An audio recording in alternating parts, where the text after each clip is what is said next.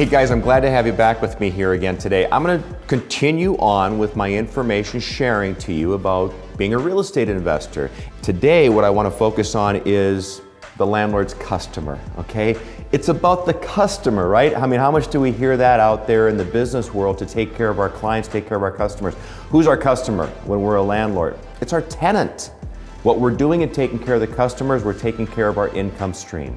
We're taking care of making sure that we have satisfied customers paying their rents, which allows us to pay our mortgage, pay our expenses, and obviously watch our value increase over time. So that's what I want you to think about right now. How can you be a better landlord to your tenants? Is there anything I can do to be a better landlord to my tenants? How can I take care of my customer? Is there any way that I can act toward them? Is there anything that I can do for them? And of course the answer is, of course there is. Once you've been doing this for a while, once you become seasoned as a landlord, you start to really, I think, more and more actually appreciate the tenant. We start to appreciate what they mean to us.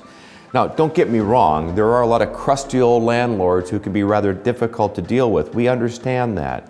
There's times where I can probably be that same crusty landlord. But what we end up doing is we kind of adjust ourselves to our customer, right? We kind of have to be a chameleon to the customer themselves and adjust to them. And what does that mean? It means that if I have a tenant that wants to challenge us in a way that is unreasonable, then sometimes we have to adjust ourselves accordingly.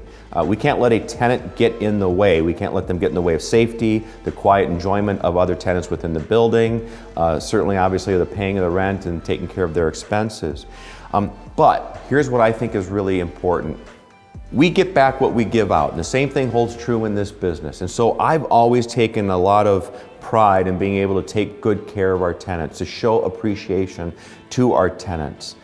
If we need to work with them, we work with them, right? Again, we're not going to be crazy about this because when rent is due, but can we be reasonable in working with them? Do we need to stick it to them with a late fee if someone says, listen, Mark, here's the deal, can you work with me? And typically my answer wants to be, yes, I can work with you. If you do your part and you follow through on your word, I'll do my part. I will work with you. And I'll tell you what, you guys, I can't tell you how far that goes. This is the difference between retaining your customer, retaining your tenant. Now, when I say retaining with such emphasis, there's a reason for that. You know why? Because vacancy is the killer. Vacancy is the killer. 1 month, 2 months, 3 months worth of vacancy is tough. Now people go, in this market, I don't need to worry about that. I got all kinds of people that want to rent my place. I don't need to worry about vacancy. And that's fine. If you want to take that attitude, you can. However, those of us that have been doing this for a while, we want to be really smart about keeping good people in place. In fact, you guys, what's interesting, when we go sell buildings, I can't tell you how many landlords, actually kind of including myself, that have had buildings for years and years and years, and you hear a common theme from many landlords that will say things like, you know, I haven't really even raised my rents probably as much as I should have. My rents are below market. You know why, Mark? Because the income is fine. They don't want to even take a chance with a potential bad tenant. They'll take a little bit less money to keep a good person in place and retain that income relationship. And so what they're doing is they're taking good care of their customer. And so I want you to think with that kind of customer mentality when you're a landlord. In fact, that word landlord is kind of a weird word anyhow, landlord. I mean, come on, give me a break.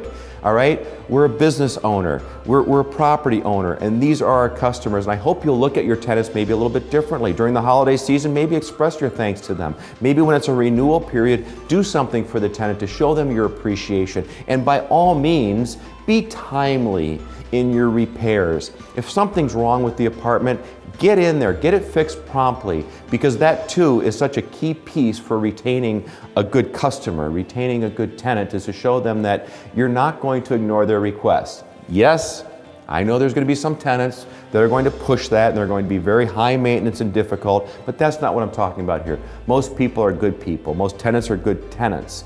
And I think we as investors, landlords, we need to reciprocate in our manner with them. So, a little nugget, but a little nugget that can go a really long way as being a successful investor. I hope this is helpful to you. If it is, subscribe to our channel. I sure would appreciate it. If there's something I can do to help you out, you can reach out to me anytime. I'm mark@resultscommercial.com. Resultscommercial.com, that's our website. We're on all the social media platforms, but I really appreciate you being with me today, so thank you.